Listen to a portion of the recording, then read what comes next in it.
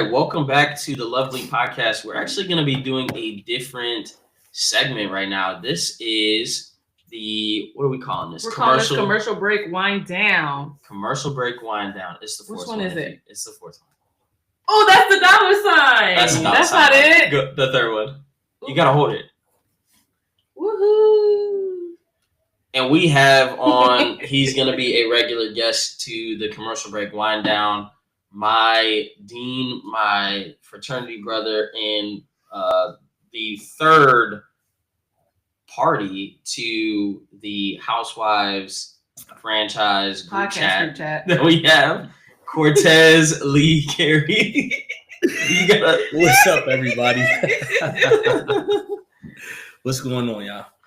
All right, so as you heard, we have a little group chat where we watch Housewives, anything on Bravo. But first, we got to talk about what we're drinking. Okay. So for the wind down, we're going to go ahead with Cortez first because congratulations, he is a new homeowner. Ooh. And as you can see, this beautiful wall that him and Adam's lovely line brother that we interviewed, Brandon Bennett Bartholomew, helped him build. So we're going to go with Cortez first to see what he's drinking. Yeah, so thank you so much, you guys, for having me first, and I appreciate the congrats on the home. You know, it's been a long time coming, but I'm happy to be here, and I'm happy. He switched area codes like Karen Huger.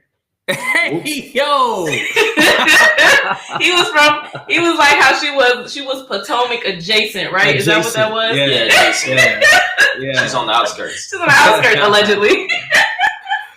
But today I'm drinking. So if you guys can see, like I had a housewarming and all my guests brought over bottles of wine to help me fill the wine wall. And so I'm taking a bottle off of the wall. Forgive me, but I don't know who brought this for me. It was a great night.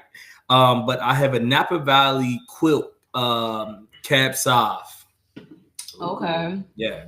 I don't drink dry. So freshly cracked open. That'll be your realm. Adam is drinking handmade peach flavored French 75 that I made. Ooh, look at the cup. We got Christmas cups. I am drinking a Belidi Moscato d'Asti, which is my fave. I love a good Moscato. I am a sweet. Oh, how did it go again? Oh, wrong way. You gotta put it in the focus. Put the hand behind it. Oh, it doesn't work. It wasn't working. Yes, good Moscato. We love good Moscato d'Asti. Anyways, so let's go. So we regularly, like we said, we talk about and have been for, I want to say the last year. Wait a minute. Let's talk about how this even began. Because I never watched Housewives. Oh, yeah. Okay, so that's true. I was a housewife person. So, yeah, I started watching Housewives first. I got Adam invested into Potomac first. Because they were classy. Yes. Yeah. I started watching Potomac one random day when we still lived in Baltimore. And I was working at Aerotech, and I was working from home, and I would keep my phone up next to me, and I was watching Potomac, and I was like, "Oh, this is good." But did I start watching Atlanta around the same time? I may have watched Atlanta before then, but I started watching Potomac, and I was like, "This is actually really good." That then snowballed. Adam started watching it. You know how men are. They're like, I'm not watching that. And then they be sitting there looking and they're watching it. Well, I had seen Atlanta a bit. Mm-hmm. Oh, yeah, because his sister does. His sister watches it. But I thought it was just a little bit too ratchet for him. He liked Potomac because it was bougie ghetto. It was really bougie. And I was like, it was bougie. It was bougie at the beginning. Yeah, I was like, I could get into this. Yeah. And then they started getting more ratchet and ghetto. But it was classy ratchet for a while. Yeah. And then when my coworker found out that I was watching Potomac, she was like, if you're watching Potomac, you have to watch Salt Lake City. Kelly told me that. She was like, Salt Lake City's only had 2 seasons, and it's so good for it to only have 2 seasons. And then when we started watching it, that next season came out when Jen Shaw got picked up by the FBI. In season 3, yeah. Yep. And then I started watching Married to Medicine because they had already had a bunch of seasons out. I started slowly watching it in Baltimore, but then I really started taking off, I think, in Laurel. Yeah. And I was like, Adam, you have to watch this because these relationships they're actually really good. Like the husbands and the wives actually do confessionals together. They love each other. It's beautiful. It's Black love. I love it 100%. Food is So we here. start watching it. Okay, go ahead. Give me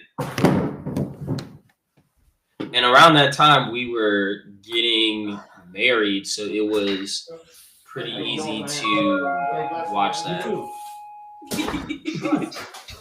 I'm even gonna eat at the same time. That's fine. You didn't mute it. This is gonna be snacking.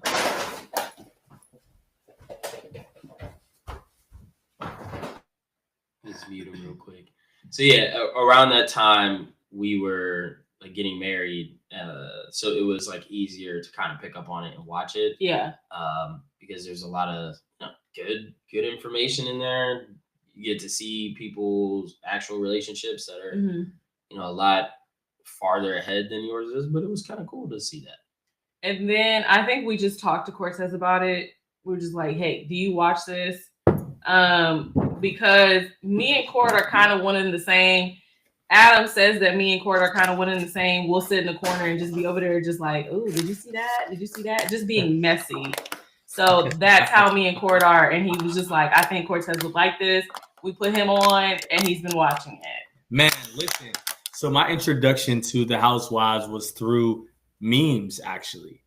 So I had no idea what this thing was, but I kept seeing this lady with this blonde shortcut wig on every single meme up and down my timeline. So that was my introduction. And then like who said that? Who said that? That was everywhere. That was everywhere. So when you guys, I think I was a bit reluctant to start watching it at first. But then Adam, I think you drew me in. I think, like, you and your logic, you and your explanations. Yeah, yeah, it's coming from a man who's saying that they're actually watching women's business. Yeah, women's business. Patricia. So it's like when you hear a man saying that they're watching it, then you be like, okay. So if a man is watching this, then it's like, yeah, I guess I'm gonna also try just the way, Adam, you know how you are. The way you explained everything that you were watching, it made it seem interesting. Absolutely. I appreciate that. So we're gonna take these interesting conversations outside of the group chat. Well, wait, let's go. I was gonna say we can start with invite people into our group chat, really. Yeah. So we're gonna start actually because Cortez is actually not caught up on Married to Medicine, and there's so much that has happened so far just from the 2 episodes. And we're gonna tell him this. He doesn't know what happened. He's only saw a little bit of what's happening, like but trailers he doesn't really understand. So right. We're gonna get the raw footage of Cortez reacting to all of this. So we already told him beforehand we love Dr. Contessa Down, and we told him Contessa is now a friend of the show, and he was shocked to hear that. Makes no sense. And then whose friend? Whose friend? Sweet Tea. Sweet Tea. No sense. Letitia. But it's interesting because her friend of status is really weird. She has so many confessionals. And so we're going to be talking about both Potomac and Married to Medicine. Married to Medicine less because he hasn't seen it. So right. So, but it's interesting because she has a lot of the confessionals. Yep. She has a lot of confessionals time already in the first. And she's throwing a party where they're all going to be invited, and it's like her actual party. She's been invited to every single party. She's having people over her house. Sweet Tea was at her house. That's the thing. They're going back to filming in her house as well. Her kids are being shown, and it's a lot more than like how they had what's her name? Alicia, Dr. Alicia last season. Dr. Alicia got she didn't really get nothing. And so Contessa, like they're literally in her house. Sweet Tea was at her house when Quad. They're trying to probably what they're probably doing is trying to get the audience to get used to her again. And we were already used to her. I love her. She's been gone for how many seasons? Just one. Just one. It's just been one? It's just been one season. She left. Because it was after the tumultuous time between season 9. Season 9. Simone. Gotcha. Yep. Yeah. So Sweet Tea was at Contessa's house. You could tell this was all produced. Sweet Tea was at Contessa's house because Quad was giving out personal invitations to her birthday party. And she had girls dressed up as flight attendants dropping off invitations. Sweet Tea, like I said, was at Contessa's house. But she was in the car. She was in a Rolls Royce. And the people was driving and going up to the door and hand delivering these invitations. And I hope they flew somewhere. Did they fly somewhere for this party? No, it was a Paris theme, Moulin Rouge. It was very interesting. So she gave them the boarding pass, with a passport or something. Passport book. And that was the thing. Yeah. So the girls go up to the door and tell Contessa, you're invited to Quad Webb's birthday party. And Quad's in the car, and then Contessa runs out of the house, and Sweet Tea, looking as awkward as she is like hanging out of the door, like, what's happening? And Contessa goes, Sweet Tea's in there. Why don't you go say hi? And Quad goes, we gotta go. We got somewhere to be. And I'm like, well, why would you think that Sweet Tea would be invited to Quad, which is her husband's ex-husband's? Why would Quad think that she would be invited to her ex-husband's wedding? It was weird. You could tell it was very produced. Like, you wanted Sweet Tea to be in there in that situation anyway. Absolutely. Just to get that out of her, just to get that look out of her. It was very interesting. Come to find out, this birthday party was thrown by Quad's new boyfriend. That she's been dating for a year and didn't tell him. So the whole last season, she was dating him. Guy. Yeah, didn't tell us. Listen, I understand it. They don't like you. Regardless, they don't like you, and regardless of her having to put her business out there, I'm not putting someone new and fresh on a television show that I'm just now getting to know. Absolutely. I don't care if I'm with you for 3 months. That's not long enough. Absolutely. Especially seeing that she's filming with her ex-husband, who's now back in the picture. Yeah. Who hasn't been on for a couple seasons at that point. And her ex-husband's new wife, that they're both in the old house that she made a home for. Let's call it 7 seasons, 8 seasons or so, maybe. But she took the mattress. But she took the sleep number. She took his sleep number. Greg was hot about that. Oh man, she took the sleep number. He's very interesting man. So there was a whole dynamic in between Greg and Dr. Damon. Adam's gonna kind of fill you in on a little bit of that because he was very disappointed in Dr. Damon. But this time, so that's what I wanted to make a comment on as to why else I think they're bringing in Contessa, because this ties into the whole Heavenly and Dr. Damon thing. Right now they filmed her and Sweet Tea in Contessa's house, only talking about the drama that Contessa went through with Heavenly when Heavenly was going on live in her closet talking crazy about everybody and talking crazy about her and her husband. Yeah, right, during that whole time.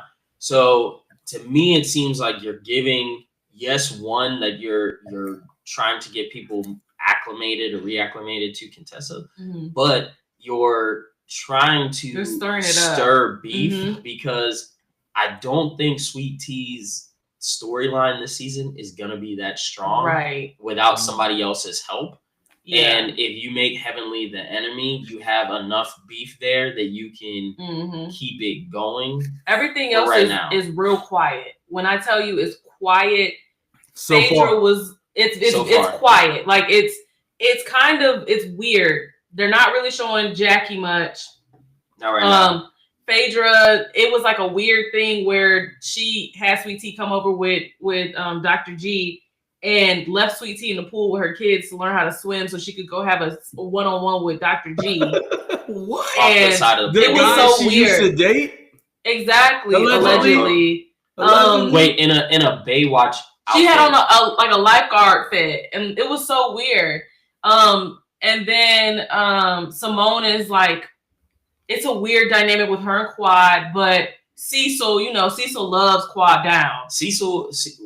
Let's hold off on Cecil right now. Cecil's interesting this season. So let's go. So Heavenly and Dr. Damon and like bringing in the husbands. Yeah. So because of the whole beef that Heavenly and Sweet Tea had, where Sweet Tea went on live and was talking about how her and Heavenly had sat down, which was true. We saw that last season. And was talking to her about that when Mariah said that she had receipts and invoices on Dr. Damon. You said you was going up your husband's head with a frying pan. Heavenly said to Sweet Tea that she believed it. So that's like Sweet Tea's whole thing. Mm-hmm. So they throw this like Freaknik party, but they call it Whitnick. It was Simone and Cecil. It's like their 30-something, 38th year or something like that.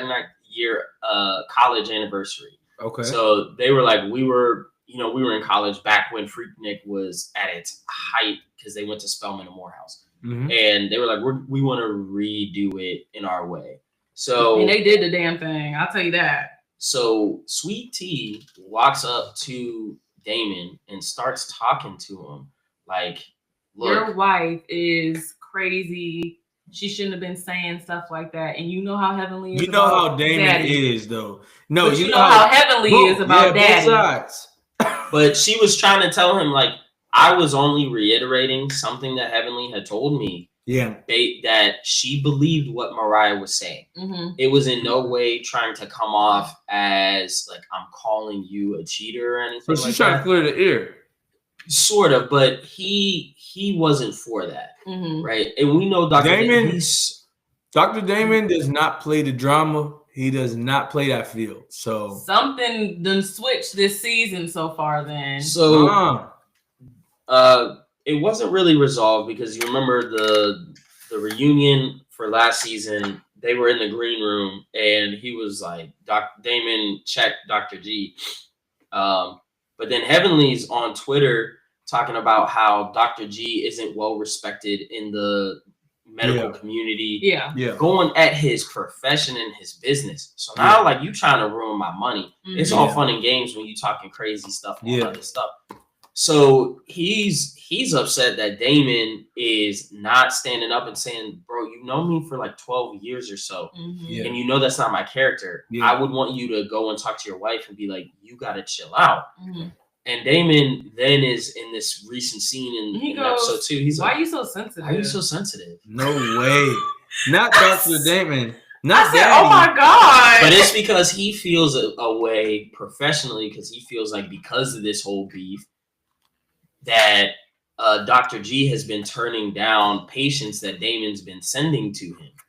And he's like, no, I haven't been turning them down because of anything personal. Mm-hmm. I've been turning them down because I'm way too busy and I'm one person, bro. Like, I'm very, very, very busy. I have a great... If you can imagine, their practices are going up. Right. They're on TV. I have a really good problem here. Yeah. And he's like, he was in a confessional. He said, where I would bend over backwards to accommodate him sending me people. It's like right now I'm in the spot where I cannot take anybody new. And it is the way that it is. But yeah, for Damon to be like, why are you so sensitive? Wow. Is the most sensitive husband on that show. While Scott was sitting right next to him and they kept flashing back what Heavenly was talking about with Scott and Contessa. I'm like, hold on. Either they cut it out in the editing floor or whatever, but I feel like Scott could have came to him like, because all the husbands did their little confessional. They did a montage of the confessionals. They're like, he was like, oh, Heavenly gets along well with all the wives. And every single husband was like, no, what? She doesn't. No. That's a lie. So I'm like, all of these husbands have been affected by what your wife has been saying. I feel like you can no longer, you've been on this show for 11 seasons, right? This is their 11th. Yeah, because they weren't on the first season, right? Who? No, they weren't. No, they weren't. No, they came in what season? They came in at the They came in season 2 because they were at the pool party, but they weren't. But they weren't. Right, but they were friends. They weren't casted. Yeah. So they weren't even friends of. They were just there. So they've been on what 8 or 9 seasons themselves. Mm-hmm. Yeah. The show's been running 10 seasons. You don't watch a single season back at all, right? Because you're out of the drama. But when your wife continually does all this crazy stuff, to me, you're in the drama, bro. Yeah. The I'ma stick beside her is real because there's just no way. Like, there's no way at all. But for some reason, they all had a problem with Contessa showing up to the party, which didn't make any sense to me because she was at every single event last season too. Mhm. She was literally at their wedding. Right. And it was like so weird when she showed up to the Whitney. They were like, everybody was in their confessional was like, why is she here? Why is she here? And she actually went up to Heavenly and hugged Heavenly, and Heavenly was looking at her like, well, why are you hugging me? Wow. And she was just like, you know, it is what it is. So we'll have to see how that unfolds. It's going to be very interesting. Yeah. I love the Dr. Heavenly, Dr. Contessa. Because Heavenly met her match with Contessa. Absolutely. Nobody else can rumble with Heavenly, Absolutely. but Contessa sure can. Didn't she ask her to square up? Oh, yeah. I'm sure plenty of times. And the thing is like, I think Heavenly is low-key scared of Contessa. Contessa is a strong girl. My girl is in the gym heavy. So it's like... Side note, have y'all seen her episode on Below Deck? No, I didn't see it. Ooh, yeah, she has an episode. I have to watch it. Yeah. I love her. I would say you cannot have you want season 12 and beyond, you need to have Contessa, you need to have Heavenly, and you need to have Quad. You don't have those three, you don't have the heaviest hitters. How about this? How about bring the heaviest hitter back? Mariah, that too, yeah. Honestly. Ooh. How about Heavenly, and you remember we were just listening to one of Heavenly's her little lives that she does, you know, where she get in trouble for doing them. And she said something like that. She was like, we need to bring Mariah and Miss Lucy back. And I was like, not Miss Lucy. Oh my gosh. Because all I can think about is Miss Lucy hitting Toya with the purse when Mariah and Toya was fighting by the pool. And pushing her with the purse. Here are my all-star recommendations. You need Mariah, you need Heavenly, you need Quad, you need Contessa, you need Buffy. Ooh! My boy hit the nail on the head. Buffy, the difference is, and this is kind of, Buffy. And we'll talk about this when we talk Salt Lake City. We don't talk Salt not Lake City today, today, but in a different episode. The difference is that Buffy is old money, and old money acts differently to new money. Sure does. And she is rarely loud, strong, and wrong. Mm-hmm. If she's loud and strong, she's usually not wrong. Listen. I agree with you to a certain extent because she became very loud once she got off the show. Yeah. With Mariah. With Mariah. Oh, Mariah. Yeah. Mariah too. Yeah. You said Mariah. I did. You Okay. Did. Yeah. Making sure. Let's add Dr. Alicia to that though. Who? Dr. Alicia. Oh yeah. But you know who I need to come back just for shits and giggles. You already know. Who? You need all those heavy hitters. You need your starting five. I know who you're talking about. But you absolutely need a 6-man. And who is this? He's talking about Shorty. I can't even think of her name right now. You're a lesbian relationship, bitch. Shorty that got into the fight with Quad. Lisa, yes, Lisa Nicole. I don't care what nobody says, bro. Listen. Lisa Nicole is hilarious, bro. She's hilarious. She's an easy target, but she doesn't back down. She doesn't back down, which makes it 10 times funnier because it's not good enough. Because she's terrible. What I mean? I will say they got the watered down version of Lisa Nicole when they put Anila on there. Oh yeah. If I would trade you Lisa Nicole for what was the girl? The girl that fought Toya. Yeah. With she was talking about you're wearing Champion. And she was pregnant. Girl. Yeah. The younger girl. She was a heavy hitter. Her in there. I would put her in there. We didn't get much of her, but I could have she would have been good TV. I think she would have been fine. Speaking of Toya, she is very quiet so far this season. Oh yeah. They've had Are they buying another house or building one? Didn't I say that? They are building one, yes. Oh. But we don't know about it yet. It was something that Heavenly was talking about that's going to be on the show this season. But they are building another house, but they are quiet. she's pretty quiet as a mouse over there. I just want I want a good season where I don't have to hear about their sex life. That's it. It's too late. They already started. They did. They started immediately. Their first scene in their house was like 10 seconds of introducing them to the show. Was And about sex. She's like, "You want breakfast?" He's like, "I already had some." And then goes and slaps her butt. Like, I'm like, all right, we know. It's forced, my boy. It's forced. I was like, here we go. Right. We know. We understand. But anyways, that's kind of what's happening over there on the Married to Medicine realm. It's not much. It's real quiet right now. It'll kick up, but we're really here to. I can't wait. I know. We're here to talk about Potomac because my oh my, has there been a shift change? It's the Potomac is in retrograde. That's what it is right now because it's crazy. You think so? It's interesting. I'm not gonna lie to you. I think the first couple episodes were very lame duck. Really? Yeah, absolutely. I thought if you're trying to pull in new viewers with those first couple of episodes, you probably lost them. Because if you're one to like hear about the show, you already know bits and pieces about like the main characters, their OGs, if you will. Yeah. Giselle is not showing up how she once did. We're gonna get into that. So that's what we're gonna talk about. We're gonna do our character development right now. So we're gonna talk about please do. For Potomac, we're gonna talk about the people that are on there now and how they were last season. What do you like? What don't you like? What's going on? So we're gonna start with the OGs first, but we're gonna start with Giselle Bryant. Giselle Bryant, the beautiful face. Beautiful, very gorgeous. I would say that Giselle to me she's a hibernating bear because especially this past episode you keep poking her, but we're just gonna go from last season, and I said this while we were waiting for this new season. Giselle has to she has to lean into something else and come up with a different storyline, and she has to change her persona. Going to college. Right, and she has to change her persona. Her children have been less so filming with her, and because they're getting grown and doing their own thing. Yeah. But she no longer has Robin.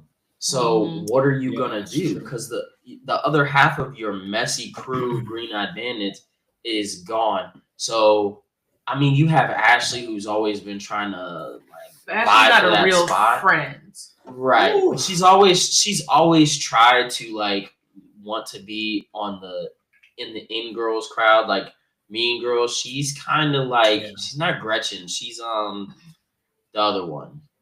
It'd be it's a 30% chance that it's already Karen. Ashley's kind of like Karen to me from Mean Girls because she wanted to be in so bad, but they just used her for what they needed.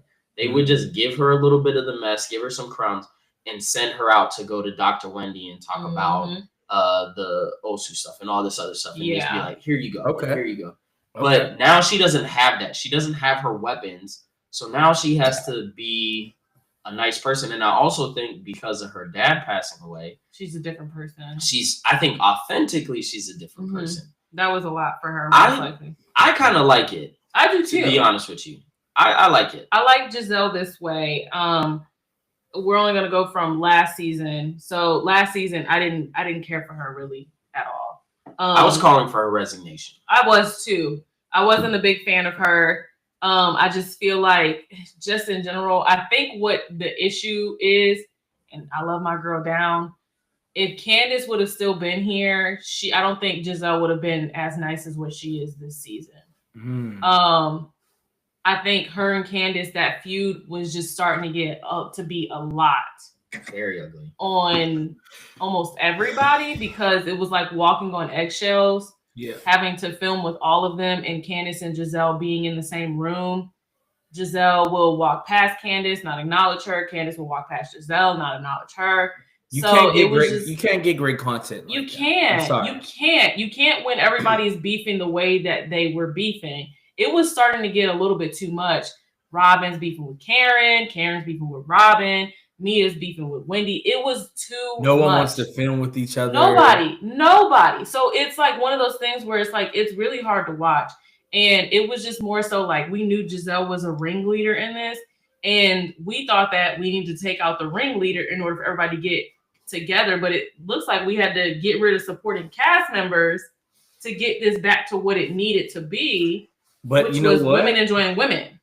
You know what though? I agree with that, but I also think that production probably had a conversation with the cast. Oh, absolutely. Listen, it's not looking good for y'all. Absolutely. And which is why I think, I don't know who was next on the list we were going to talk about, but which is why I think the attitude and just the aura of Wendy is so fake. I'm not feeling Wendy wow. this season. That is a hot take. Let's go with Wendy next, since you opened up that door. Yeah. I want to hear what you said, what you're thinking about with Dr. Wendy's aura. Before I get to that, fun fact, I was actually, this latest episode they were filming at Yotel, a hotel in DC, and I was there and I saw all of them on the rooftop filming. Isn't that when you told us that you saw them? I got in trouble a little bit. I got yelled at by production. But those women in person, they look like money. They look like money. I don't know if it's because they had makeup artists or whatever, but in person, first of all, Giselle is like 6 feet tall and beautiful. She does look tall. She Yeah, gorgeous. Tall? She looks interesting. tall. Gorgeous. And Ashley with them titties, I mean, just her titties walk first. But they look like money. Gorgeous. But back to Wendy. I am just feeling like from the first episode, I was like, yo, Wendy used to be like strong-minded. She would speak her mind. You know what I mean? She's siding with Candace on any and everything. She's beefing with whoever Candace is beefing with. And this season, I mean, I am for turning a new leaf and starting afresh. But what happened between last season and this season that changed your mind, that altered your way of thinking about these women? Nothing. That's why I think production, at least nothing that we can see and nothing that we've heard. That's why I think production had to have a conversation like, ladies, like this is a sinking ship. Damn, this shit is good. So let me ask you, so you don't think that it had anything to do with her, you know, turning 40, being a lot, you know, wiser among her years, or I mean, even the fact that she's forgiving and they're like, you know, mending fences with Eddie's family. You know, it's like kind of people are going to hate me for what I got to say about that. Ooh, I don't think it's genuine. You don't? You think it's just for TV? It's genuine coming from Wendy. Eddie, I mean, that's his family that he hasn't been in contact with for what, 12 years, 15 years or so? Yeah. Come on, Eddie gotta be hurting. That gotta hurt him, right? But I think that is now going to turn into her new storyline. I can see where you're coming from with that, though. She's no longer teaching. Yeah. You know what I mean? She's no longer, I mean, she's doing less and less commentary. Like, that is going to turn into her new storyline. And the thing is they filmed with them way too often, and they talk about that with her in every episode way too often. So it has to be coming. I understand that because, I mean, yeah, Mia literally hit her with a purse last season. And now they besties. Oh, we forgiven. We've had conversations. What, Wendy? You ain't. But you remember they said that they looked at each other's lady parts last season too. So, but they were kind of like on a ceasefire. It was like a weird. But we've had this conversation before though. I have heard you say, you know, how you felt about Wendy in general. So I'm not too shocked. But I think we're also forgetting that we've had the conversation where we said that none of them are all truly friends. No, I agree with you on that. No, they're just the only ones that were truly friends were Robin and Giselle. Oh yeah. We've said that before. So now we're gonna go to Karen Huger, the Grand Dame. My girl. I'm getting sick of her storyline this season already. I really am. She's stressing us out. She's tired. Yeah. She's tired to me. Like she is. Because here's my problem. Yeah. She is trying to stay so Mysterious. mysterious and like She's just a chill girl. I really can't say much of anything. And it's not like the internet sleuths had to do a lot to find this stuff. This is public record of what you did and what you did not have based on the law. It's black and white. Well, I can't really talk about anything. And when I'm done, I'll be able to speak my truth. Here's the problem. Your truth does not supersede the absolute truth or the real truth. Yeah. The real truth is that you were intoxicated. We ain't gonna speak on it. She can't speak on it. Allegedly. Not allegedly. It's out there. No, it's alleged because she got money. We ain't got the money she got, and she could go to courts. I ain't doing all of that. But we know what because hasn't this happened before? It has happened allegedly. Before. But what it's telling me is that they're not as well off as we keep thinking they are. The money's not moneying; it's drying up a bit. Because how was it last season? You had a driver to take you everywhere, and now Ray's got to drop you off everywhere. I'm not coming at people's pockets. However, this is the thing. We all know the Grand Dame is going to save lifted face to keep up the appearance. Absolutely. Being excellent and the Grand Dame, and the mayor of Potomac. We already know that. So her not talking about her situation is not surprising at all. No, in fact, she's always like that. In fact, when it happened, I knew damn well she wasn't about to speak on that. Like, come on. Yeah. But it's that she keeps... Go ahead. And if you notice, she brought in her nephew, or was it her cousin? That was her cousin. Yeah. She brought in her cousin with the tears, and then she brought in her daughter. To try to make it seem like there's something else that may have happened that night that we're not aware of. Yeah. Like, Karen, you my girl. I love you. I love you the most, actually.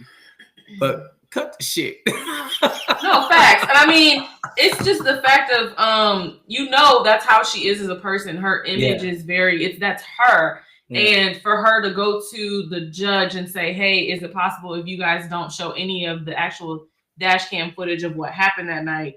And they say that's denied. Yeah. So you're trying to keep what actually happened under wraps because you don't want these women to have something against you. Right. They already do. They're already saying all this stuff, especially Mia be saying, you asked us to take you to read all this extra stuff.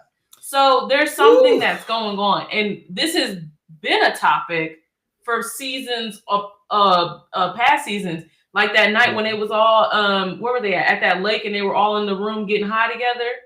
And she started spilling all the tea. And they were like, oh, okay. But that's the Grand Dame for you. Why I also say she's tired is, why is it one of the first scenes that we see of you this season is you're in a, like, if we're talking the image of the Grand Dame, you're in a, like, breakfast spot. Oh my God. Right down the street from that your house. Me off. Yeah. It's in a strip mall. Like it's in a little rundown strip mall. And then the waiter goes, she never comes in here and orders alcohol. She never orders alcohol. Like looking at this place like, do you even sell it? And then the ladies in the back like, what? Like, again, his business very much scripted by Karen. His business got a good facelift from that, but I'm like, there's no way that unless you're really like, there's really a different problem that we're not addressing here, that you're just going there. And maybe you have a taste. Maybe they got the good, but then she said they go there for pizza. Her and Ray go for pizza. But I'm like, Ray don't be eating no pizza. That food didn't look all that great. To be fair, it didn't look like it was crazy. Like it looked like one of those hole in the wall spots that is really good food. Yeah, DeLuca's is better than that. That's what it looked like. It looked like a rundown Pamela's. You know what I mean? I'm screaming. Right. But it's just like how she's acting as if she just got out of rehab and she has to get driven everywhere and she just sits down like this. She couldn't go anywhere. She had to go down the street. Like, Karen, come on. I'm like, Karen, come on. And it's production.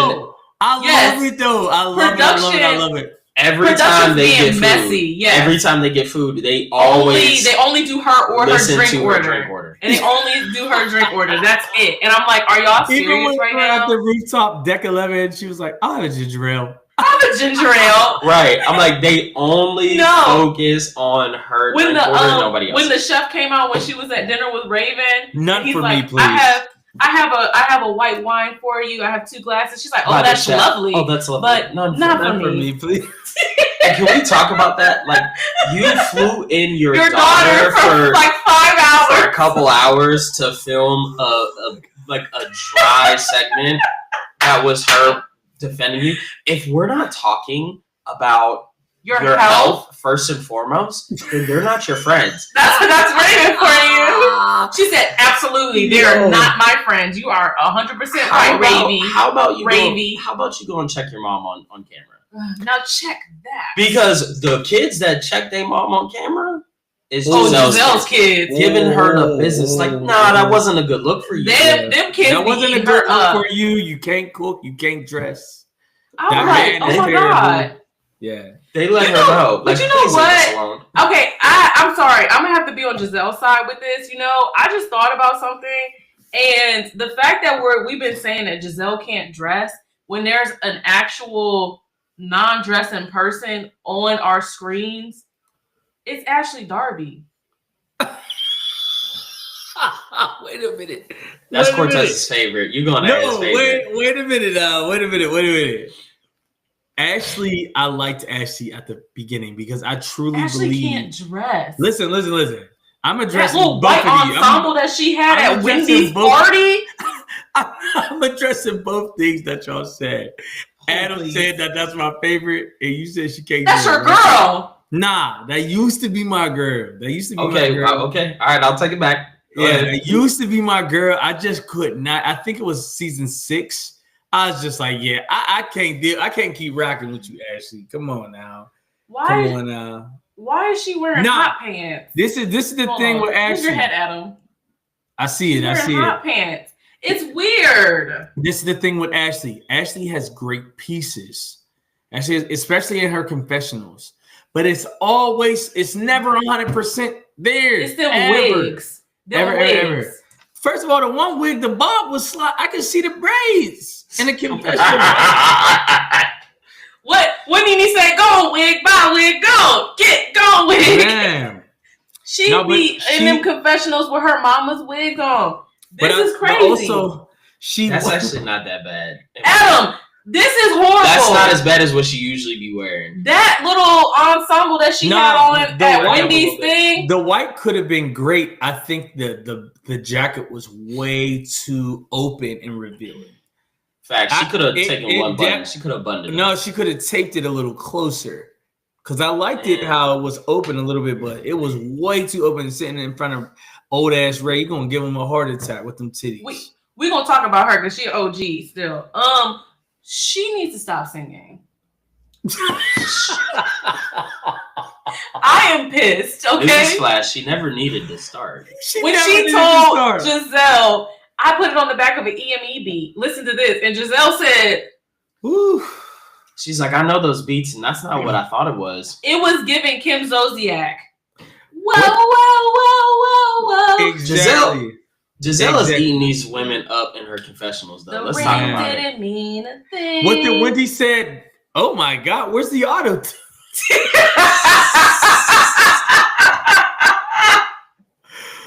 Oh my God! But you remember, Ashley swore up and down Candace couldn't sing.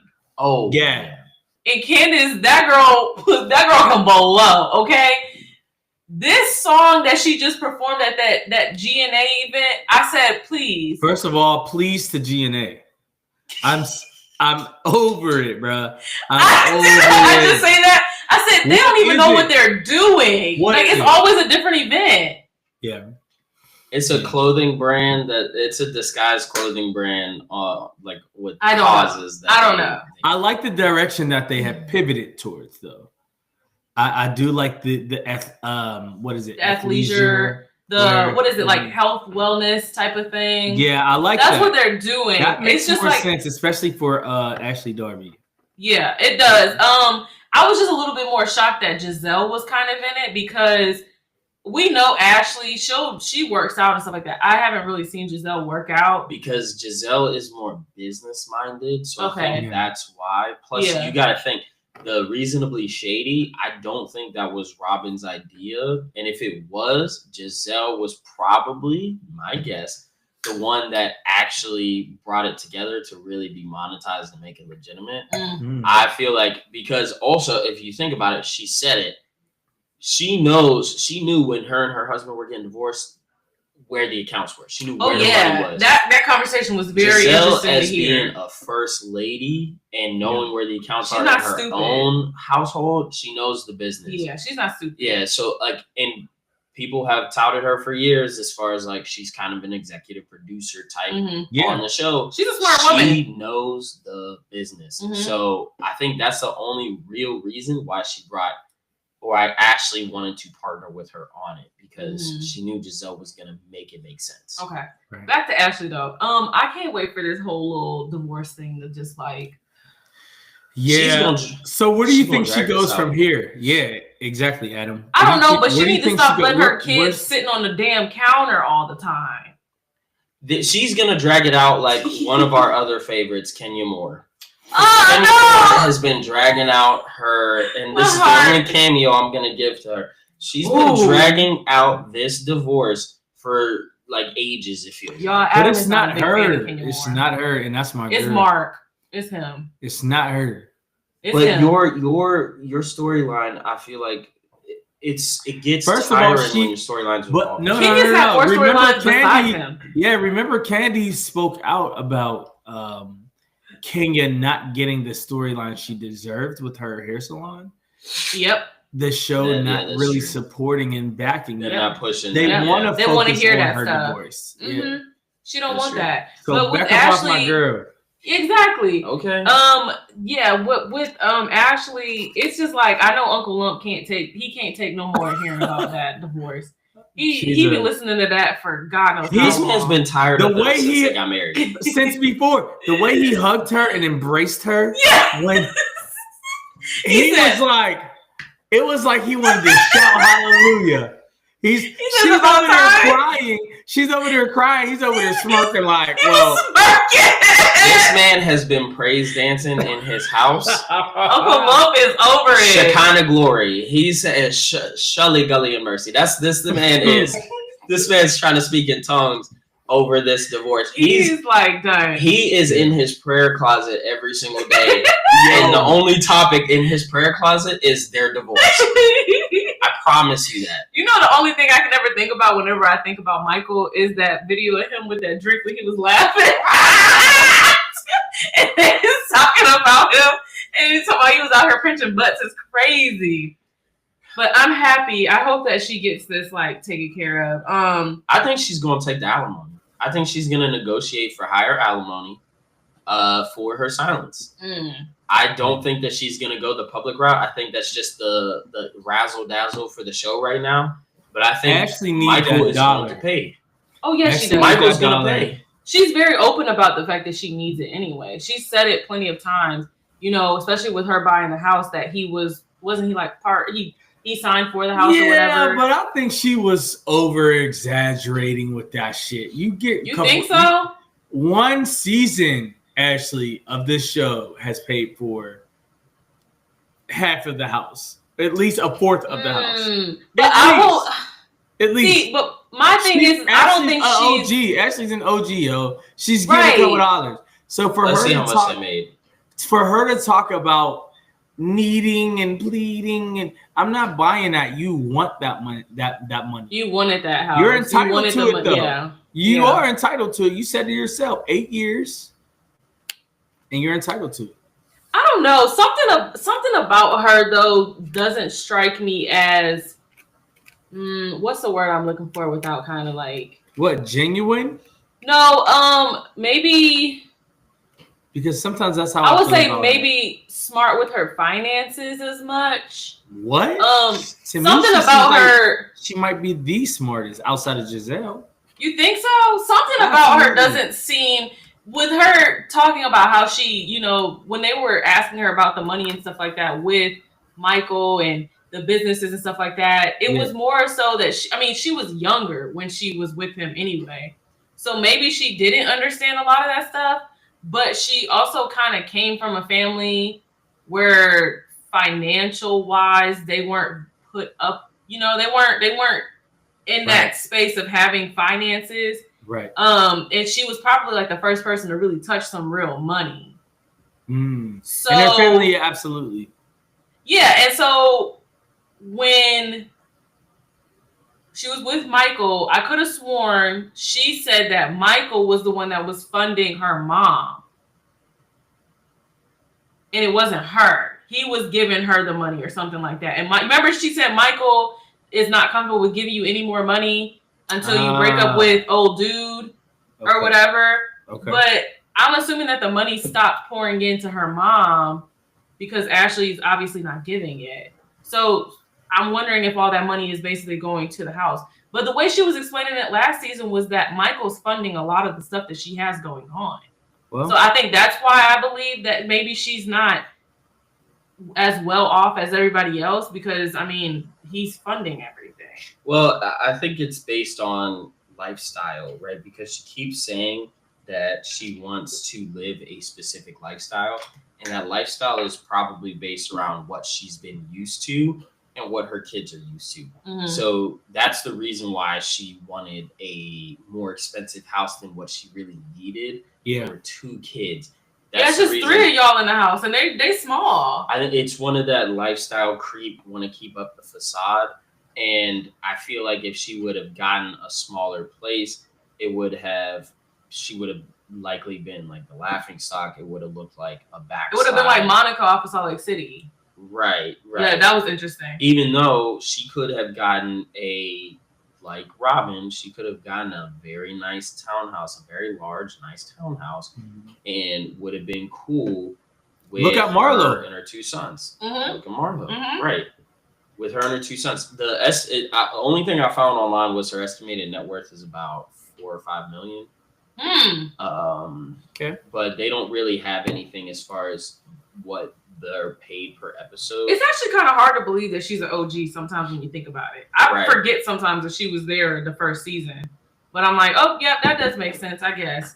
Mm-hmm. All right, let's move on. Let's talk about Mia. Dumpster fire. Mia is trying to secure not only her bag for the next few seasons, but her friend's bag. And I think she's failing miserably. She's failing miserably. She is. She just posted something today where she basically alluded around the facts that she's going to be on Love and Hip Hop allegedly. That's what she needs to be. That's what she needs to be. I don't like this storyline. We were just talking last night about it. I feel that she keeps using Gordon's mental health as a way to save face in this conversation about Ink, Gordon, and her, and make the women see that he's the one that has the problems and it's not her. But they're seeing right through that, and they realize that Mia is the problem because they know that she doesn't tell the truth. And it's like, you still aren't telling the truth. But she lies about big stuff. That's it's so weird. You don't lie about small things. Like trying to say that Chris was hitting on you a few years ago, and you said, oh, that was just a jab. Insane. But like you maintained that was real. And he's like, I never met you until this show. So where are we going with this? But like her saying that every single time that like Gordon doesn't agree with her, she says that he was having a manic episode. Yeah. Like, I don't understand that. I don't think that that's fair for him. That's not fair for your kids. It's not fair for anybody that's involved in that. And it makes no sense to me. Weaponizing somebody's mental health issues when he's not filming enough to defend himself. Yeah. That is foul. And then, honestly, the way that when he does film, the way that it's edited doesn't even really help him out at all. No. And I think Mia is one of those people who had a great opportunity to get on the show. She was married to someone who was wealthy, well off, and happened to know Karen, allegedly, right? and was brought on as. I think she was trying to keep up that image. Yep.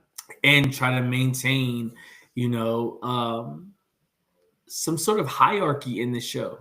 Like I think I right now I think she feels like she's like one of the OGs, one of the girls, but it's and like she's not. You're not. Mm-mm. And also, Mia, everyone knows you lie about everything. Not even just big shit, but little shit. Like the whole shit. I'm still not very clear about what happened between her, G, and the best friend. That Jacqueline said it though, and it's like that's the thing. And the thing is I thought from the previous season when Jacqueline was on here, I liked Jacqueline at first. I liked her. I don't like her. Do now. not like her this season. I don't like her this season. I don't like her. I can't stand her this season. I don't know if we're shifting to Nah, we still on Mia. Okay. Well, when we get to her, I got a couple things to say. But yeah, so she went off on Jacqueline again because Jacqueline was like, well, I was there at the pool when Gordon and Ink were taking shots. You remember Mia was like, you a fake ass friend. Like she went off on her, and I'm like, you never had my back. You never had my back. I was like, are you kidding me? Like, what is happening here? How else was she supposed to have your Exactly. Back? I thought she had her back. That's what I said. I was like, how was that? She just told you. She just told everybody what happened. She told everybody what happened, and it still makes you look bad. Like it still makes you look matter. Stupid. You put yourself in positions. It's on you, Mia. Idiot. And I'm just tired of this like whole paternity test thing. When you have the money to just go get it done, just go to CVS and go pick up one of those, swab that baby's mouth, swab Elf on the Shelf's mouth, and see who's the father. If you don't pluck that little boy's hair and put it in a little tube and pluck, why are we still doing that? First of all, if Kevin Hart don't take his ass to Love and Hip Hop, that's where they belong, yo. That's where they belong. Seriously. Wait, did you call him Kevin Hart? He did. Oh my god. I'm just not understanding. He looks like G. So my guess I said that. My guess is that Mia's got a type and they all look like Ink. The other baby daddy don't look like them though. Oh, you see him? He don't look like them. Well, she posted a picture. She posted a picture. He don't look nothing like them. He don't look like them. But Ink and G, I called that. Ink I said looks he like did. the younger version of G. Of Gordon. And I think she went after G because he looked like Ink, but he just had more money at the time. That's my opinion. Yeah, I don't know what this is. I'm just like, why are we still talking about this paternity test? Just go take it. It's not that bad. Yeah. You'll go do it. You'll figure it out within an hour or so. Boom, you're done. You have the funds. You can do it. She's trying to, because you said Potomac is in retrograde, right? She's trying to become the breakout star because there's a vacuum. She had that already. She's been there, done that. There's no need to try to do it again. But there's a vacuum. There's a vacuum of the messiest person kind of star because Giselle has clearly said, I'm going to sit back and I'm going to chill out. And the only mess you're going to hear from me is in confessionals. I'm going to serve y'all mess like Toya in confessionals. But I'm going to chill out until you really push me. And that's it. Now you leave. And Robin's not there. Wait a minute. You just tried to come on my girl Toya. No, not in a bad way. Yeah, I think Toya. No. Toya is say whatever she says in confessional. She will say it to your face.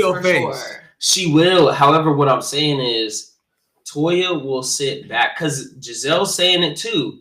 But Toya will sit back until you push her. She will be the sleeping bear until you poke her. Then she's like, "All right, I'm activated. You don't woke me up now. Now we go. It's go time. Don't back down now. You had all that smoke. Don't back down now." That's how Giselle's playing it right now. So since Giselle stepped back, Robin's not there. You don't have Candace. So that triad of mess is gone. Mm-hmm. There is, and Wendy and Giselle have squashed the beef. Wendy and Mia have squashed the beef. Yeah. There is no more mess to be made. Do you know who's going somebody to has to step into that place? You know who is? Who? Jazzy. I see it now. Okay, I got some. I have some feelings on Jazzy. Well, Jacqueline, what I would last say is Jacqueline and Mia, and it's evident by last episode with them doing their own little picking out the ugliest stuff for Jacqueline anyways. That was horrible. That Bob. First of all, shoot tight. I actually fuck with the Bob. I fuck with the Bob on Jacqueline, and I fucked with the striped outfit for her. It looks her. Right. She's her the outfit she actually came. Oh, that to. she came in. Yeah, Yeah. I like that on her. I think she needs to. Go ahead. She needs to wear things that actually fit her. I Yes, think that's what she goes. Remember, for. that's what I said. I said it doesn't. She doesn't wear stuff for her body type. Yeah. She needs to get stuff that actually fits her the correct way, and get it tailored and do all that stuff. She's very pretty. Don't get me wrong, but Did you see Jazzy? Yeah, the face gave, not the body, the face. Did you remember that when she said that in an episode? Yeah, she did. She did. She ate did. her up on that. She did. But I'm saying they're trying to be the new green-eyed bandits, and I'm gonna leave it there. Oh, 100%. I feel that they did sit down probably before they got on this season and conspired whatever they were going to do. And they're trying to execute it, but it's like, I forgot my lines.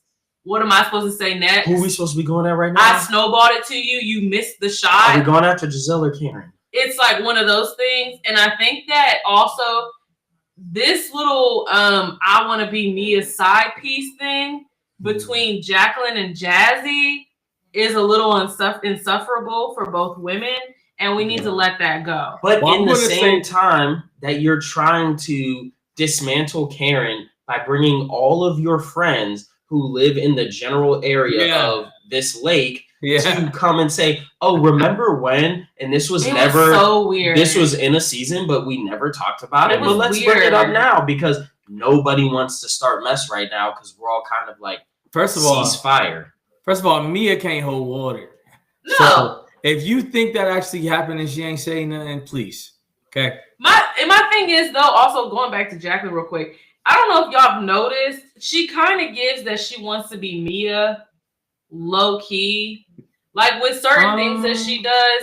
I'll say, for instance, this whole situation with her ex-boyfriend, baby daddy, or whatever who he is, Mr. PP, him. Wow. It's like certain things, like bringing him around. It's just how she acts, or like with him when Mia's around. It's giving how Mia is with Ink or how she was with Gordon. Let me tell you what she's giving. She's giving, I know I solidified my spot. So she didn't.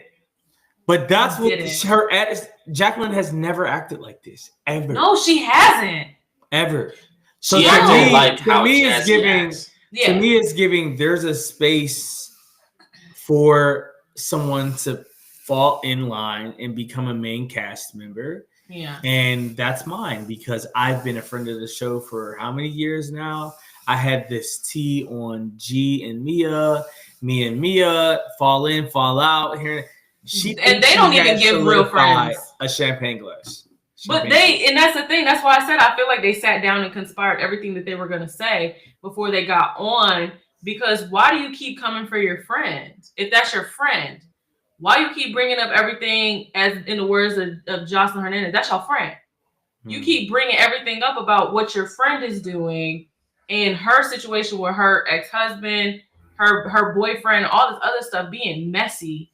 And it's not eating the way that you thought it was going to. Right. I think how they drew up the play, and I think you're right, Court, is that they sat back and had a conversation with production. And production was like, first off, we're going to take this in a new direction. And if y'all don't come with us, you will be gone this season. And we will write you out of this show. Hence the way Wendy is acting with the ladies. Wendy wouldn't even speak or look any other way last year. I get you. They're having to do stuff that they normally didn't want to do because it is like her whole birthday party thing was very awkward. Yeah, it was kind of awkward. Not the one that she threw, the one at the lake. At the lake. That Mia threw, which we were doing everything about Mia, and it was Wendy's birthday. To go to a joint chiropractic and it wasn't even the one that you owned. You previously and then you just walked in and was like, hey, and everybody's looking at you like, who the freak is this? It wasn't like, let's get them free adjustments, or let's get the No, birthday they just girl sat free there and adjustments. just looked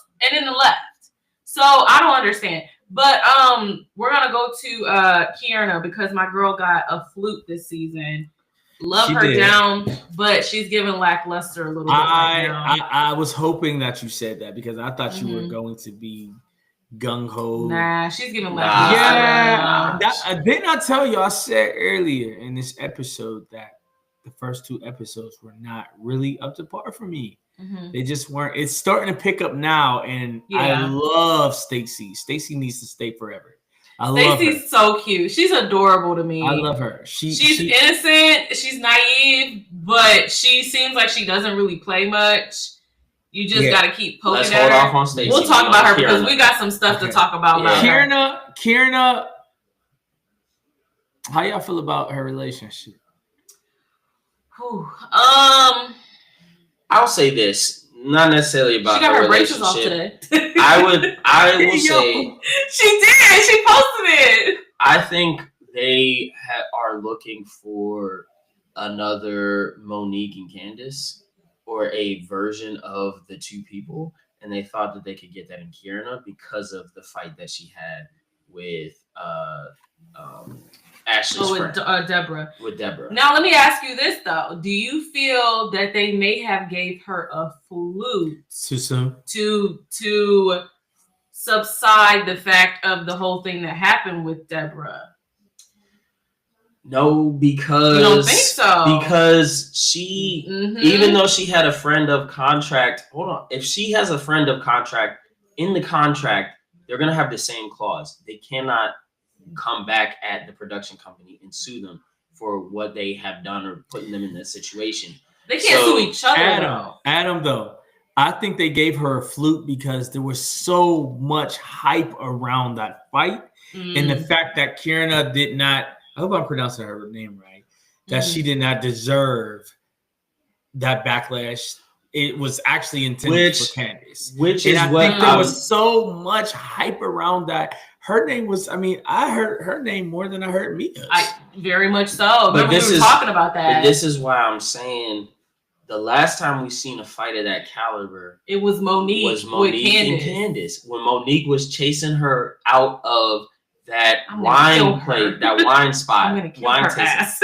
Right, and was like, let me go, like, Let me get- go. And you please know open the Monique door. don't cuss. yeah. So I think that they were like, okay, since we've kind of been in this direction where like it's more.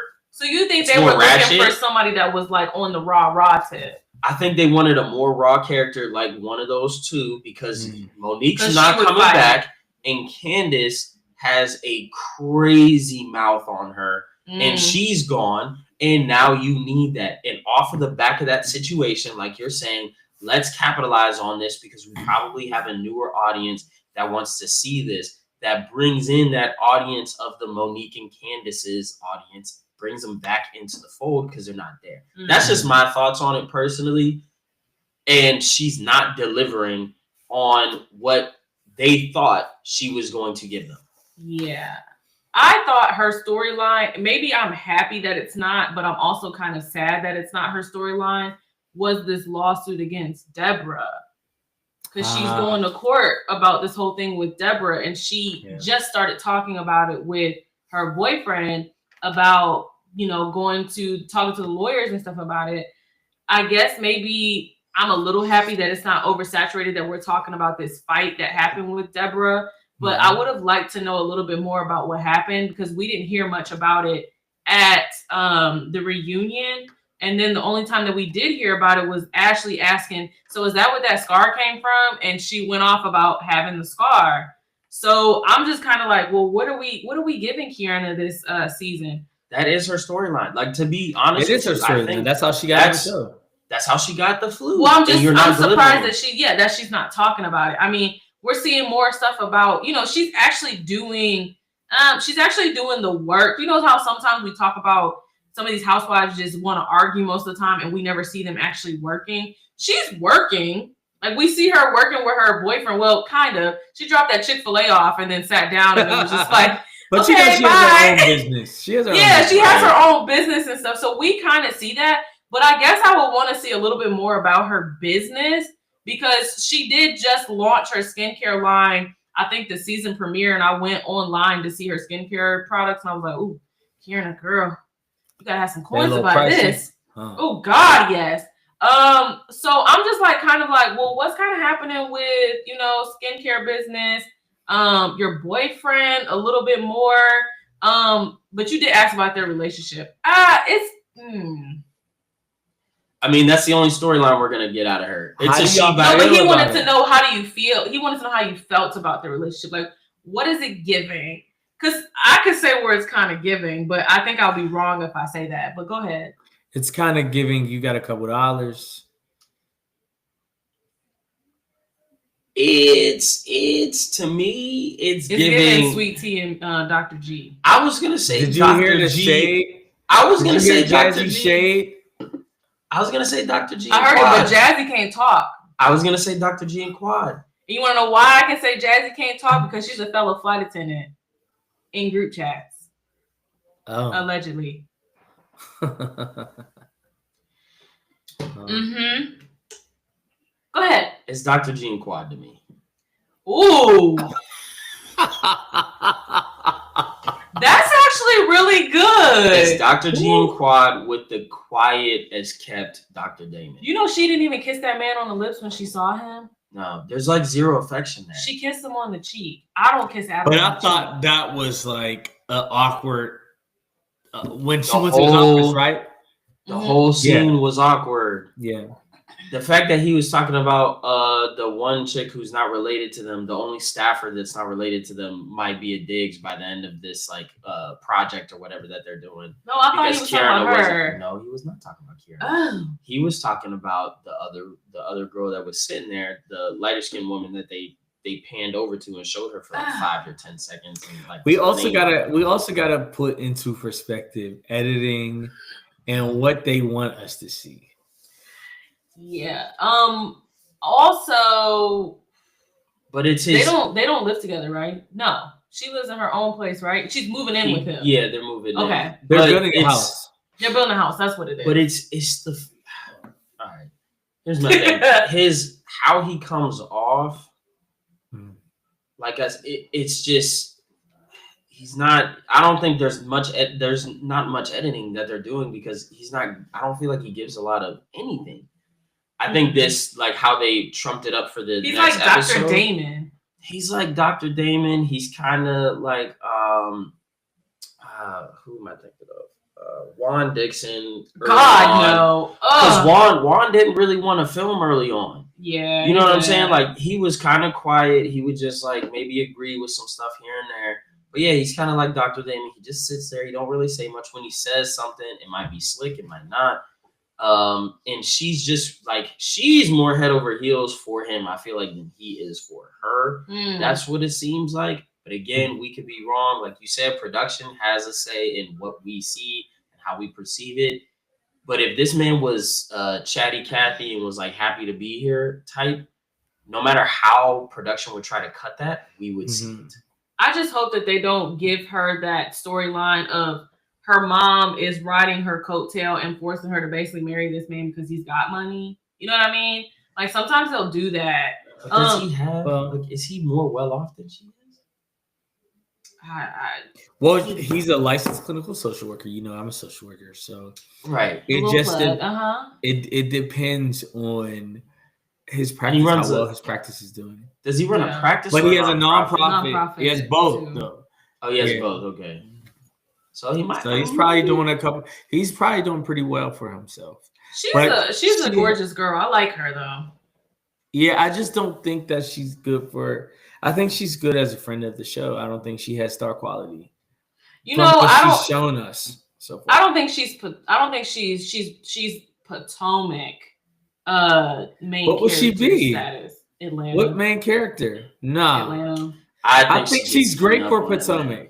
You think she absolutely, absolutely, because Atlanta's no holds barred. Like we are crazy ratchet over there in Atlanta. Like we are not prim proper at all. We have never been. If she's not best friends with Drew Sidora is eating her down. You think so? I think Kiana could hold her own over there. I think it's classy. I think it's classy, and she belongs at Potomac. But I think she belongs as a 12-year friend of the show, like Marlo. That's what I think with her profession and the way her profession is kind of set up, it seems like she would be better. I think she would be besties with Portia. I think she could be messy. I just don't think that though. I don't think her man would want her to be that messy because that is messy territory. She's not fun. Really? You know, Portia is a fun girl. Yeah, Portia don't know how to sit down. But let's talk about Jazzy. Yeah, I want to hear your thoughts. That whole thing about her allegedly being the side piece, and she was explaining it, and they're looking at her like she's truly Mia's friend. 2 and 2 doesn't add up, Jazz. People did some internet sleuthing, and his page is private now. The boyfriend, his page is private, but he did have Christmas pictures with I think that was his fiance and their kids the same time that she said that they were dating. So technically she was allegedly the side chick. I think what happened was he more than likely lied to both of them. Oh, most likely. And Jazzy, if she's naive, she's believing the lie. If she's not naive and she's smart, she's saying what she's saying on the show now. To be fair, she's an idiot. Let's just put it out there. Because knowing what you know now and trying to maintain it, first off, you're not even maintaining the right lie. Which story are you telling? Yeah, which one is it? Because you know they did that flashback to when she told Mia. And you've been telling the story 3 or 4 different times to 3 or 4 different cast members, and your story is different every single time, and you get caught. Like, come on now. Like, you're not. Let's be real here. We're not gonna spend a lot of time on her because honestly, she's tired. That whole thing with her and Jacqueline arguing about who knows Mia better, and Mia is just sitting there just eating that up. Mia is a pimp, okay? She is a pimp. She is running. She's hustling. She's got 2 men fighting over her and 2 women fighting over her. Mia knows what she's doing. But she can't keep them in line. She's not that good. Keep your hoes in line, Mia. She can't. She can't. Because she's cracking under pressure right now. She is. Her campaign is not strong enough. I also feel like Jazzy is like being drowned out by everybody else's storylines. Mm-hmm. I don't think she is. I want to see more of her because I think she can bring the mess. I think she can bring the classy mess. She can. Her situation with her man alone is messy. That's already a lot. Yeah, it's enough, but I think she's getting drowned out by all the other shit that's. I don't think she lives there anymore, though. But he's also not going to be able to. He's not going to be able to film. Yeah, they don't live there anymore. I don't think. Well, that's what they're in Texas. That's like post the season. I don't think she moved during the season, did she? She's like I said, she's a flight attendant. But she's a flight attendant, yeah. So she's not based. I don't think. I think she's gonna get a Dr. Alicia treatment. I think in one season out the next. Yeah, probably. And I think that they have filmed as much as they can film with her. I think they got some very good shots. I just think she wasn't good enough to make the cut, and we're gonna see that. Would you be interested in that that one lady that's with Karen all the time filming? Actually, I thought that they were going to bring her in. I thought so more too. And more and more, but it's like she's older. I think she probably has a couple dollars. Mm-hmm. I don't know who her husband is, but yeah, I think she might make for a great grand dame holder. Yeah. Of the show. I do think so. I'll see. I want to make that determination if she gets more speaking because I think she's been on the show plenty though. Plenty of times. Yeah, it's not her first season. Right. I just don't think what is going to go from a kind of quiet-ish. Bring her instead of keep bringing Charisse back. They need to keep Charisse where she's at. Because she be fly. She was fly a couple times that I saw her. Charisse. Who? Charisse? No. Oh, Yeah. the lady, yeah. She's definitely fly, but I just don't know what kind of other mess she's gonna. I was so sick of Charisse. I'm like, please stop bringing this lady back. So we have your girl, the last Stacey. That's my girl. That's Kenya my girl. 2.0. She looks just like Kenya. Every single time I see her. With no booty. She always wearing a romper. A romper. Did you see her walking up to the hotel like she was like, a little romper on. I was like, Adam, she's always wearing a romper. You can tell she's you can tell she's new on the cast because the way that she be feeling herself in the BTS. Yeah, she reminds me of Tyra Banks when she was in Life Size. I can see it. Like Life Size, like the Barbie doll. Yeah. But you can tell she's real QVC. The thing is, I think she's very transparent. Mm-hmm. I think she's very transparent, and it's so good. Even with that's good TV. Even with the boyfriend who is the best friend who is oh my god interested in women who. Okay, yeah, I would like to ask you about that because you, my friends, you can talk about this. So two things that we think that he may be either one, he is gay fishing, or two, he is trying to get some publicity into whatever his next gig would be, and he's only really using her to get screen time. Well, we said 3-2, like that was just like a paid thing between both of them. Like they just agreed. Well, that kind of falls into two for me. It's like it's a partnership. I don't see Stacey really doing that. For her to have a storyline early on, and for him to get some publicity that he clearly wants. Mm-hmm. So, but we want to ask hear from you from his mannerisms and everything. Yeah. So mannerisms don't mean shit to me. You can be the most effeminate man or have the most like feminine mannerisms and still be a straight man. That's nothing, right? However, I think it's the latter of what you guys, put out there. I don't think he's gay fishing. Okay. I don't think he's gay fishing. I think he's being himself. He's rude. I think she is. Oh, he's very rude. Mm-hmm. I think she was, maybe in, a talking stage with him when she got approached for the show, and she may have rushed it to make it seem like it was more than what it was. And he's like, hold up now. Like, we just besties. You know what I'm saying? And moving forward from there, I don't think he's interested in pursuing her romantically. Okay, I was going to ask you that. I'm going to say that. Either. I don't want to really say anything more than that, but he's not interested in her, and I think she's very interested in him.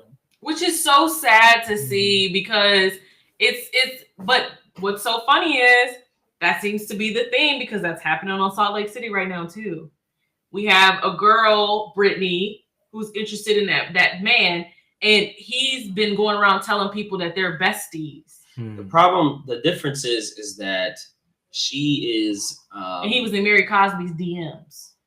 Mary Cosby's DMs. Yeah, Mary Cosby clocked that. The thing is that Stacey is in the legitimate rebound phase of her marriage. And now, and she needs somebody to be next to her as she goes through the latter stages of this divorce. Yeah. And he don't want to be that rebound. He don't want you, but like I was saying last night, this is the wrong rebound for you. Oh yeah. Like he I don't think Stacey can get anybody she wanted to, but it's like you got this. Here's the thing about Stacey. She doesn't even need a man to be on this show. No. I think she has enough star power, star quality that she can be on the show as a single woman. Absolutely. She's awkward. She's indirectly funny. Mm-hmm. Her dynamic with her daughter, I think if she shows a little bit more of that can be very. Her daughter's gorgeous. She's so cute. You can tell that she loves her daughter so much. Mhm. And I think continuing to grow with the ladies, she's one of those girls that can get really annoying really fast. So Yeah. I think there's potential for her. She didn't like when they said that she was what they call her? She was like dry or stiff. They called her dry. She was like, I'm not dry. I'm not stiff. So she is, and they need that on the show. Yeah. Who was the girl that Ray, like, he loves her dirty jokes? Katie. I miss her. I miss Katie. I think that they are trying to plug a hole of a Katie and then their Potomac's version of a Kenya Moore. I think she is a blend of the two, to where she's got that beauty like Kenya, and she's very she's sharp like Katie.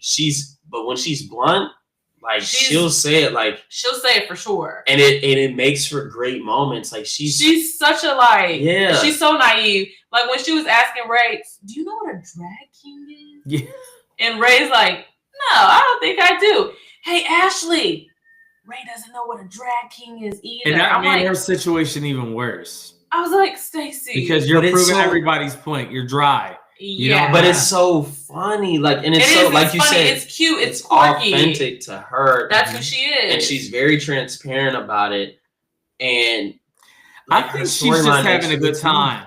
Oh, she's having a good time. She's happy to be on the show. She's like one of those women that you see just dancing on the floor with a cup in her hands after like 3 sangrias, and her shoes are kicked off. She's having a time. I think they waited to film the season to give anybody a flute, and I think they made the right decision by giving her. Okay. See, I was going to ask you guys if you guys think, well, I don't know how production works with that. Do y'all know if they just film with everything and then give the flutes afterward? No, I think majority of the time, even on like other reality shows, like even on like Ratchet TV, like they typically film, you know, those what is it? The introduction, the intro shots, like at the beginning of filming. That can't be true though, because remember they snatched Alicia's position from her. Because Quad came back. Contracts have to be out before the filming starts. So everybody knows if you're going to be a main or if you're going to be a supporting cast member. Okay. I think with Alicia, I feel like because remember Quad decided last minute. They said she decided last minute. Yeah, I think Alicia was going to be kind of like her trajectory was going to be a side cast member to be a main. Mm-hmm. And then when Quad got her act together and they were able to negotiate it, then they wrote her out of everything post-production. They worked her out of every scene just about. But from Heavenly's perspective, she was working literally every single scene she was there. They just wrote her out of it. Mm-hmm. So they have to have it down before they start filming. And then they decide in the editing floor what stays and what goes based on the narratives that they want to push out. And so we'll see. I think Stacey, like to your point, Court, she's one of the best main flute holders that they picked out of this season. I hope they keep her. They should keep her. Because, I think they should keep her. She's a breath of fresh air. She's not, she's like, she's not messy, but she will literally, she's like one of those people where you tell them the stuff and then she goes to them like dumbfounded and tells them everything that you just told them. And she's like, I didn't know this. Like when she sat down next to Karen, she's like, Karen. They said that you said that you needed to go to rehab. Are you okay? Yeah. And you're like, Stacey, what in the world? And she doesn't see anything wrong with it because she's just going to the person to check on the person to make sure that they're okay. She's accidentally messy. And it makes for great TV. You can't be mad at her. You can't be mad at her. But she be eating them up. Yeah. She, for sure, and I hope that she does a little bit more. Remember, she eat Ashley up a little bit because Ashley was spilling the beans on her man. Yeah, but I think also with going back to what you think happened in that backroom conversation, I think Stacey presents a dynamic where they all can rally around her, because seeing that in the last episode where Karen, where Giselle, where Ashley sat her down and they talked to her. Then the second scene that they had after mediation, her first mediation, where then Wendy was there, they were all talking that was to so her, interesting, and they were having very open, honest, and raw conversation about the fact that you didn't know that the this man dynamic. had stuff in your name was crazy. That was why, but like you can't get rid of her. She has at minimum 2 seasons on her contract before they go to renegotiate. That's what I think, because we're halfway through the season now. You're telling She's me in that every all this- episode. She has confessionals in every episode. There's no way that they they need can. her. It's fresh.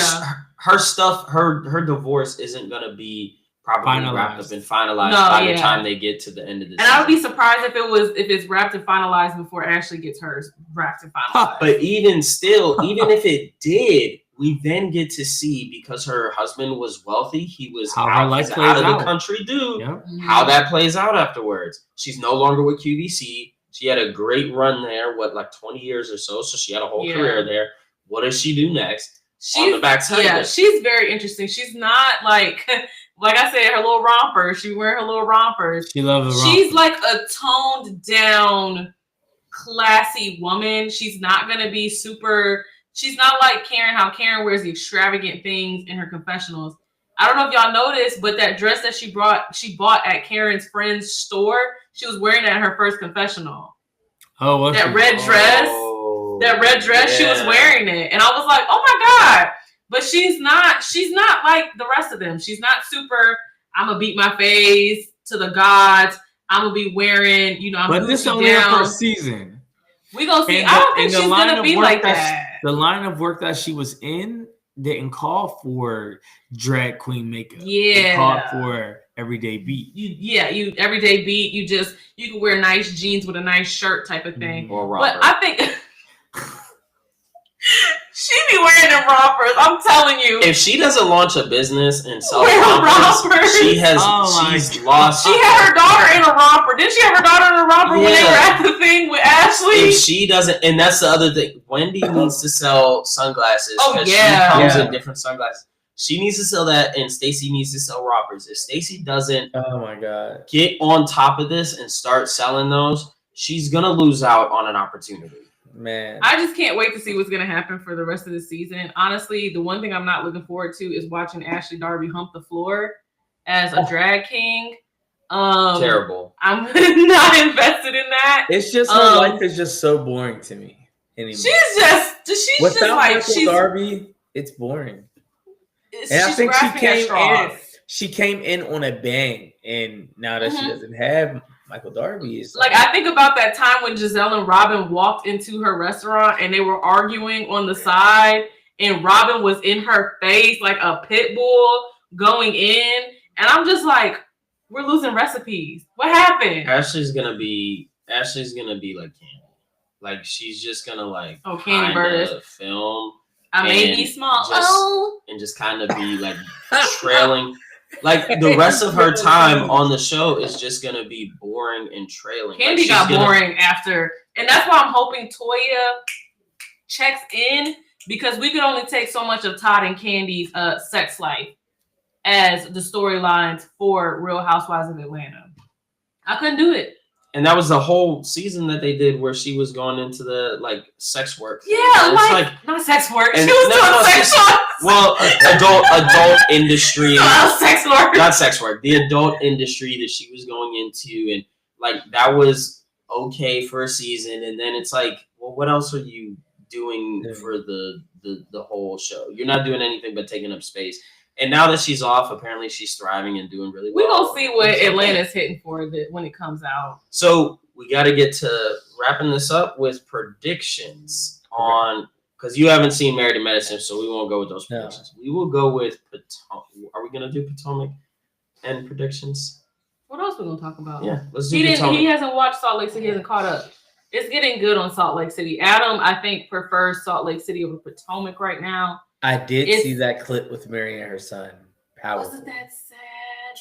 No, Court, you actually have to watch the season and watch her slowly seeing him slip away because was it last season he got married secretly and he's living in the house with his wife and Mary. And so Mary is the wife white?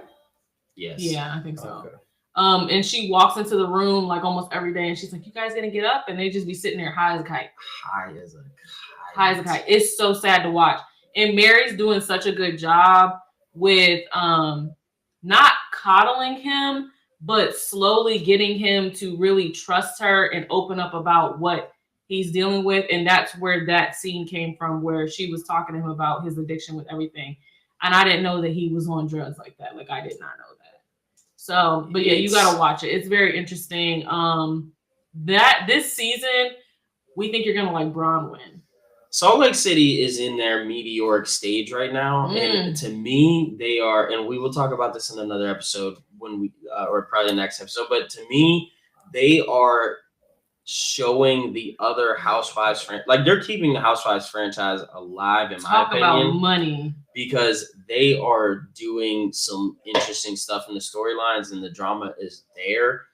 Nobody's missing. Like it's like you're standing, even their newbies. It's like you're standing 2 feet away from the bullseye and you can touch it. Like they're always hitting the bullseye on every single episode. I have not seen. He's gonna love Bronwyn. When we say old money, she's old money. Her husband's old money. But the fact that you were able to fly all your friends out on private jets and pay for their trips back home, you're old money. That man's got money. We'll talk about that next episode because I got too many thoughts on that. Yeah. But for Potomac, Cortez, what are your thoughts? Your final thoughts? My final thoughts: Wendy is for sure going to use her family as her main storyline. Ashley is not going to finalize her divorce, and if she does, she is not going to be able to talk about it because she's going to run away with that moolah, as she should. Stacey is going to come back and be a star of the show. Yeah.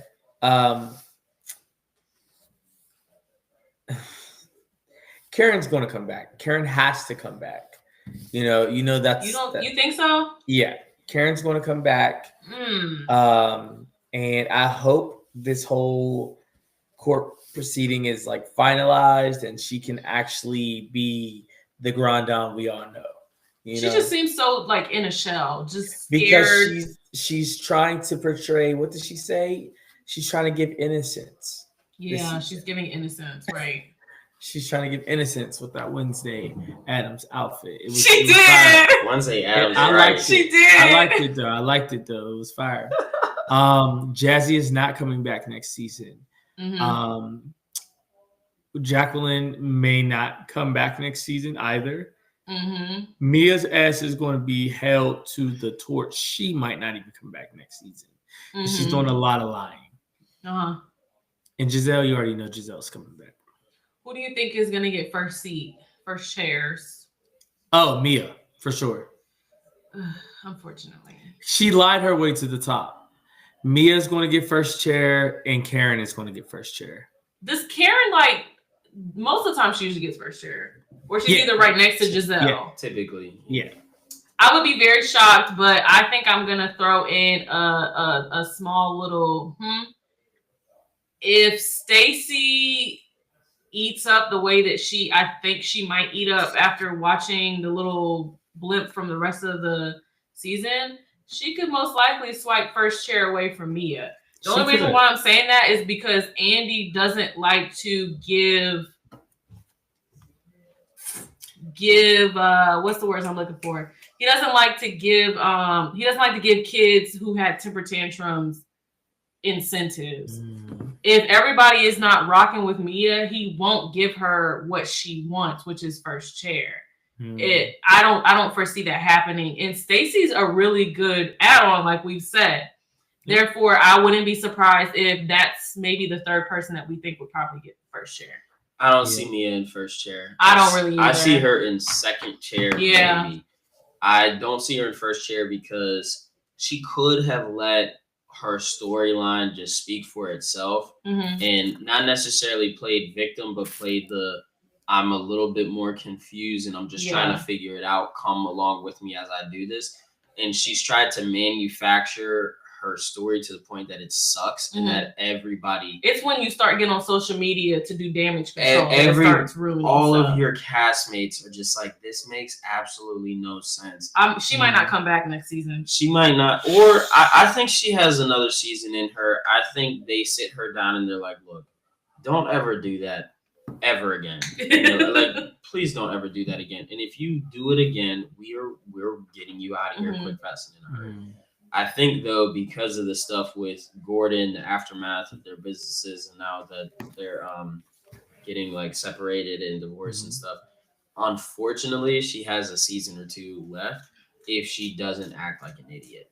But I think that they will quickly relieve. They're going to call her out for her lies. At that and I hope They they are. put her. They do that at the reunion. But that's if Andy is like actually pushes it, because usually sometimes he doesn't. They need to I don't have like somebody it. that's not biased actually doing the reunions. Like when they had Nikki do it and she ate all of them up at the reunion. I think they need to bring Nikki back. To Yeah, be honest, but with that's a whole nother subject. I don't want to hear That's all. anything Nikki is talking about. I don't want Nikki's life. Whatever. We won't talk about that right now. But I agree. They with most of need the stuff they you need said. a secondary person to go ahead and do that, to actually dig into the beef and the mess. We'll and the send Cortez. stupidity. But yeah, actually, Yo. yeah, we'll send Cortez. But yeah, that's my hot, I guess, prediction on that. Jazzy's gone after this season. I think Jacqueline, unless she changes it and turns it around and distances herself from Mia in a way and makes Mia the enemy, Jacqueline doesn't have a spot, or she solidifies a forever friend. She already did that. Remember, they all had her turn on Mia when she kept crying that one season. She already did that. But Jacqueline has a unique opportunity right now to do it because, like you said earlier, she has the ammo on the real what's going behind the scenes with her, Gordon, and Ink that nobody else has. So if Jacqueline comes out and is just like, I know this stuff and she's being stupid and I've tried to tell her not to be stupid, and she positions herself on the side of the cast and not the side of Mia, I think she lasts out and gets to stay for at least another season and buy some more time. But I don't, unless she, and then she has to bring in her man to like the rest of the season for it to actually make sense. Other than that, that's what I don't see. Grand Dame's first chair, Mia might be second chair. Kieran's got an uphill battle, otherwise she's gone next season, in my opinion. Or I think they'll give her a second. Yeah, she gotta. I think they downgrade her. They Give her a gotta second turn it up. chance. They all like her. They like her. They like her, but she don't make good TV right now. She's a I great think they'll person, downgrade yeah, her. but she doesn't make good TV. If the beef, if the situation between her and her man that they're showing us is gonna happen next episode is actually good and worth the ratings, she will be able to stay. If not, and it's lukewarm, then she's not going to be around. Has she not gotten into that fight? No, they're not giving her a wedding special. Had she not gotten into that fight, she wouldn't even be on this season. She would not have a flute. And I think that I don't think they'll fully get rid of her. I think she gets demoted to a friend of that she gets offered, and it's on her to take it or not take it. And if her pride says I'm not going to take it, then she's gone. We'll see. Well, we know Robin's going to be on Traitors, so this season. Oh, is she? She is trash. Robin's gonna be trash on Traitors. Anyway, when Traitors comes around, y'all don't get him started on Robin. He don't like that lady. We not about to do not. Okay. For TV. But that's been that's the first episode of Commercial Break Wind Down. Almost got a full 2-hour episode there. Right. Like I don't think we've done a full 2-hour almost episode of our own like regular segmented podcast. Cortez, you will be a regular. We will have you on. For more shows. We're gonna text you because I think the next one we need to talk about that Netflix show, but we'll text him on the side because we got me to watch it too. Savage Beauty. It's an African show. It's fire. God. I gotta get on. We got Meech put us on, so we can probably do it with Meech. Each episode's like an hour or so long. Oh, it's good. It's good. Oh yeah, and I heard there's like 40 episodes each season or something. No. It's like 6, but it's 2 seasons so far, and it is It's fire. It's Fire. Yeah, he has to catch up with Salt Lake City too, guys. So Yeah, he's got some homework. I got some homework. you got some homework. All right, good brother. Well, we'll have you on for more housewives drama and talking. right. Until next time, everybody, we will see you on the next commercial break wind down. Bye. All We right. could talk about that all damn day. Let's see. These are supposed to be recording, calculating.